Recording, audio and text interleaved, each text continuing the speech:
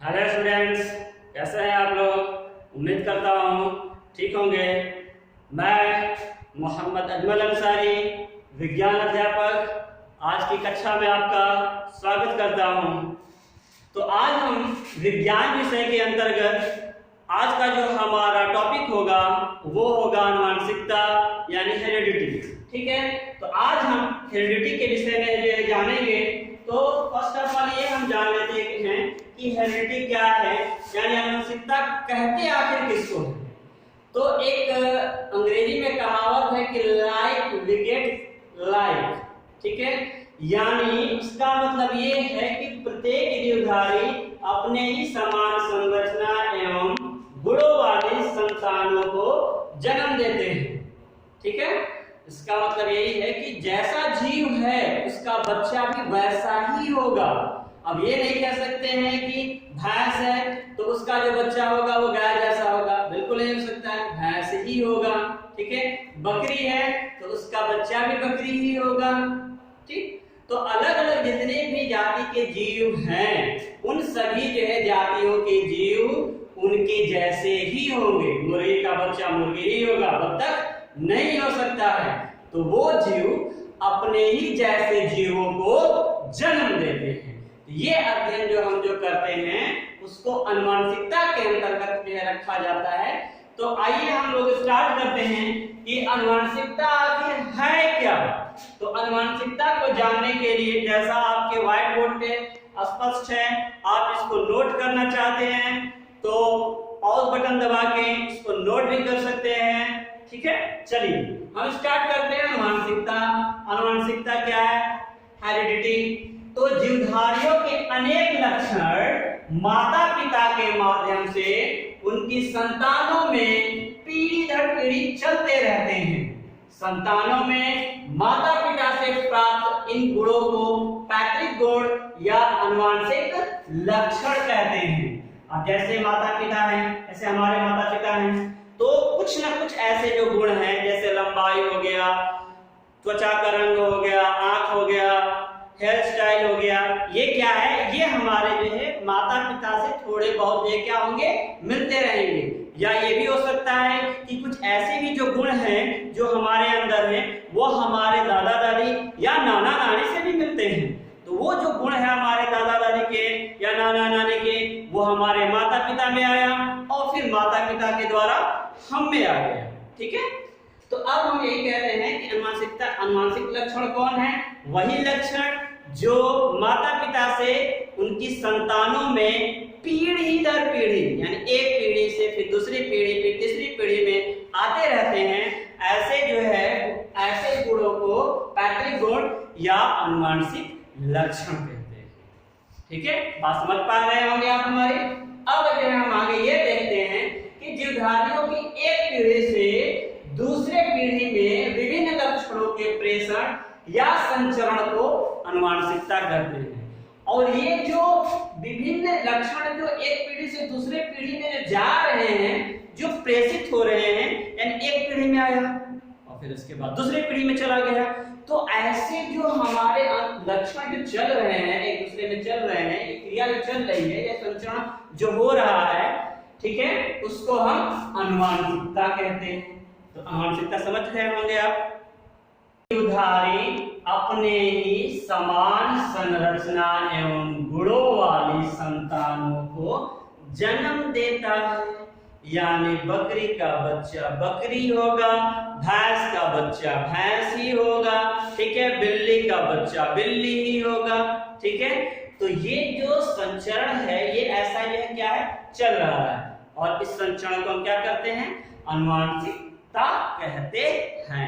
ठीक है, आगे हम जो इसी आनुवंशिकता के अंतर्गत एक हमारा जो टॉपिक होता है, एक हमारा पॉइंट है विभिन्नताएं। विभिन्नताएं क्या हैं, किन्हें कहते हैं हम विभिन्नताएं। तो देखिए स्पष्ट यहाँ पे लिखा है कि एक ही माता पिता की विभिन्न संतानों में अंतर पाए जाते हैं।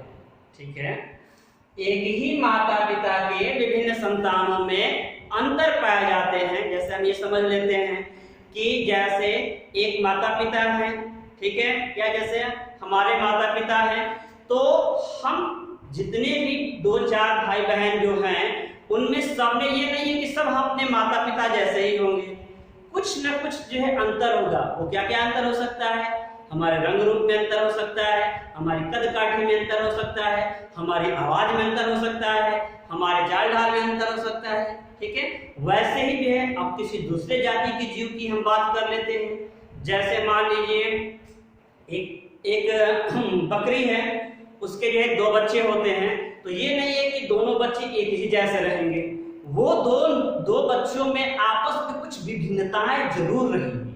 ऐसा नहीं है कि जो एक में है वैसे ही सेम दूसरे में। ये कंडीशन कब घटित होता है? यह कंडीशन तब घटित होता है जब जो है किसी माँ बाप के जो है जुड़वा बच्चे होते हैं। अब जुड़वा भी 2-3 टाइप्स का होता है, 2-3 प्रकार के होते हैं। उन प्रकारों को जो है हम बाद में जो है डिस्कशन करेंगे कि कुछ जुड़वा ऐसे होते हैं जिनके चेहरे जो है क्या होते हैं। जैसे कि आपने देखा होगा 2 भाई या बहन है या 2 भाई ही भाई हैं, तो उनके चेहरे एक दूसरे से मिल रहे हैं, तो वो जुड़वा वाली जो कंडीशन होती है वो अलग होती है, वो मोनोजाइगोटिक होता है। और जो डाइजाइगोटिक जो होते हैं उनमें उनका चेहरा क्या होता है? डिफरेंट होता है, अलग अलग होता है। यानी एक भाई का चेहरा एक जैसा रहेगा तो दूसरे का उससे जो है कुछ डिफरेंट रहेगा। लेकिन जो मोनोजाइगोटिक होते हैं बच्चे, उनका चेहरा एक ही जैसा होता है। ठीक है, तो अब हम यहीं पे बात कर रहे हैं विभिन्नताएं। तो विभिन्नताएं एक ही माता पिता के विभिन्न संतानों में अंतर पाए जाते हैं, और ये अंतर विभिन्न परिवारों में और अधिक देखने को मिलते हैं। जैसे 2 भाई हैं, उनकी शादियां हुई, उनके फिर जो बच्चे होंगे, तो उनमें जितनी पीढ़ी बढ़ती जाएगी या जितना परिवार बढ़ता जाएगा उनमें विभिन्नता भी बढ़ती जाएगी। ऐसा नहीं है कि जो है विभिन्नता जो थोड़ी बहुत थी उतना ही रहेगा, ऐसा बिल्कुल भी नहीं है। ठीक है, तो आगे हम देखते हैं जीवधारियों में पाए जाने वाले इन अंतरों को विभिन्नताएं कहते हैं। यानी जीवधारियों में जो अंतर पाए जा रहे हैं, यानी एक माता पिता, उसके संतान में 3, ठीक है, उन तीनों संतानों में जो अंतर है उसी को हम सामान्य भाषा में विभिन्नताएं कहते हैं। ठीक है, और वो विभिन्नताएं भी है 2 प्रकार की होती है। कितने प्रकार की होती है? 2 प्रकार की। अब वो कौन कौन सी है? पहला है आपका अवंशागतिक, यानी वो वंशागत नहीं होती है, वो वंश से नहीं आता है। वो कहां से मिलता है? हमारे वातावरण से, हमारी जो परवरिश होती है उससे मिलता है। जैसे डॉक्टर द्वारा प्राप्त ज्ञान। अब ये नहीं है कि डॉक्टर का लड़का डॉक्टर ही होगा, इंजीनियर का लड़का इंजीनियर ही होगा, या पहलवान का लड़का पहलवान ही होगा, ठीक है, या पुलिस का लड़का पुलिस ही होगा। ऐसा बिल्कुल भी नहीं है। ये क्या होते हैं? वातावरण कारणों से उत्पन्न होते हैं। जो जैसा चाहता है या जिसके अंदर जैसी इच्छा होती है या जिसको जैसा बनाने की कोशिश किया जाता है वो वैसा बनता है। ठीक है, जैसे हमने डॉक्टर का एग्जांपल दिया, डॉक्टर का बच्चा डॉक्टर नहीं हो सकता है, वो इंजीनियर भी बन सकता है, प्रोफेसर शिक्षक भी बन सकता है। ठीक है ना, कोई जरूरी नहीं है। तो वैसे अब विभिन्नता को हम क्या बोलते हैं? अवंशागति। और वंशागति वो जो होती है, जो वंशागति से आती, एक अपने माता पिता से जो लक्षण हम लेके आते हैं, जैसे शरीर की लंबाई। अब जैसे कहा जाता है कि माता पिता लंबे हैं तो बच्चा भी लंबा होगा, जाहिर सी बात है। माता पिता का त्वचा का रंग जो है गोरा है या सांवला है या काला है तो बच्चे में भी ऐसे गुण आएंगे। यानी माता या पिता दोनों में से न किसी का जो है गुण बच्चे में आएगा। ठीक है, लड़का हुआ है, लड़का के अंदर जो है माता जो है गोरी है तो गोरा हो गया। ठीक है, पिता सांवले हैं तो लड़की सांवली भी हो सकती है। यानी दोनों में से जो है बच्चे के अंदर, संतान के अंदर कुछ न कुछ जो है गुण विद्यमान रहेगा। ठीक है, ये गुण कैसे आते हैं, किस तरह से आते हैं, इनका वाहक कौन होता है, ये हम अगली कक्षा में विस्तार पूर्वक अध्ययन करेंगे। ठीक है, आंखों का रंग, जैसे माता पिता की आंखों का रंग क्या है? भूरा है, तो बच्चे का रंग भी आपका है भूरा हो जाता है। नीला है तो नीला हो जाता है। ठीक है, अब हम जो है आगे देखते हैं अनुवांशिकता की खोज, जो हमारा मेन बिंदु है। तो अनुवांशिकता का नाम आए और ग्रेगर जॉन मेंडल का नाम ना आए, ऐसा हो ही नहीं सकता है। अनुवांशिकता का जो नींव पड़ा है वो ग्रेगर जॉन मेंडल के कर्मों के आधार पे ही पड़ा है। उन्होंने जो नियम दिए वो नियम आज तक अकाट्य हैं, कोई काट के नहीं सका है।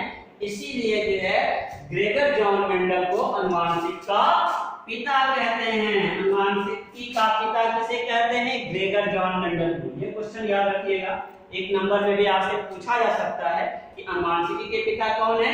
Gregor John Mendel. और इनका जन्म कब हुआ था?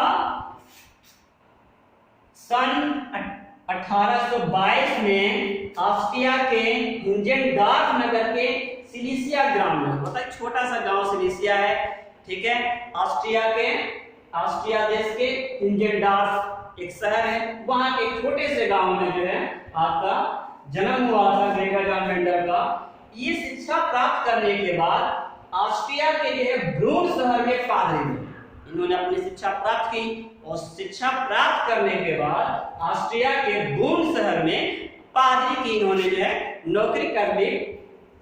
और इनकी ये कार्य जो है वहां पे पादरी बन गए। वहां पे चूंकि जो है चर्च था, तो चर्च के आसपास गार्डन था। उन गार्डन में बहुत सारे जो है बहुत किस्म के जो है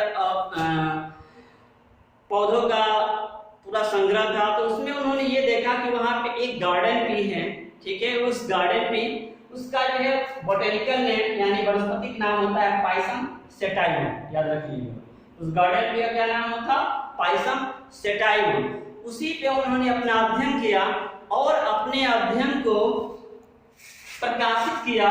इसमें वो अपने कार्यों को, जो भी उस पे कार्य किया, कार्यों को सन 1865-66 में नेचुरल हिस्ट्री सोसाइटी ऑफ ब्रून, यानी ब्रून शहर की एक नेचुरल हिस्ट्री सोसाइटी थी, उसमें उसका जो प्रकाशन हुआ। तो जब प्रकाशन उसका हुआ तो ये गणित की भी जानकार थे। तो चूंकि गणित के जानकार थे तो इन्होंने स्टैटिक्स का उसमें यूज किया था। तो स्टैटिक्स का यूज किया था तो बहुत से लोगों को उनकी रिसर्च जो है समझ में ही नहीं है। कहे कि ये बायोलॉजी वाले कहाँ से जो है स्टैटिक्स ला दिए, कहाँ से मैथ ला दिए। तो उनको जो है ऐसे जो उनके रिसर्च को कूड़े में फेंक दिया गया। मतलब एक हिसाब से जो किनारे उठा कर रख दिया गया और मतलब उस पर कोई भी ध्यान किसी का नहीं गया, वो वहीं पे दब गए, ठीक है। और उनकी मृत्यु 1884 में हो गई, ठीक है। फिर उसके बाद जो है समय बीतता गया। सन 1900 में तीन देशों के अलग अलग वैज्ञानिक, हालैंड से ह्यूगो डू व्रिस थे, जर्मनी के कार्ल लॉरेंस थे और ऑस्ट्रेलिया के एरिक शेरमैन, ठीक है, ऑस्ट्रिया के ही एरिक शेरमैन, इन्होंने तीन लोगों ने अपना अपना रिसर्च किया। और जो रिसर्च किया वो ये देखा कि टोटल जो रिसर्च कर रहे हैं वो ग्रेगर जॉन मेंडल द्वारा किए गए रिसर्च से बिल्कुल हूबहू जो है सेम था, ठीक है। जब वो बिल्कुल सेम था तो उन्होंने ये प्रमाणित किया कि ये तो पहले से रिसर्च हो चुका है, इस पे ये पहले से खोज हो चुका है और एक ग्रेगर जॉन मेंडल ने कर दिया है। तब जो है 34 साल के बाद, यानी ये 66 आपके बाद 34 साल के बाद 1900 में इन वैज्ञानिकों ने यह माना कि हमारा हमसे कार्य तो बहुत पहले ही हो चुका है ये। और उसी वक्त जो है उसके बाद वैज्ञानिकों की एक मंडल बैठी और उसमें ग्रेगर जॉन मेंडल को आनुवंशिकी का पिता घोषित किया गया, ठीक है। तो आज की जानकारी आप समझ पाए होंगे। इसकी आगे की चीजें हम आपको अगली कक्षा में बताएंगे। धन्यवाद।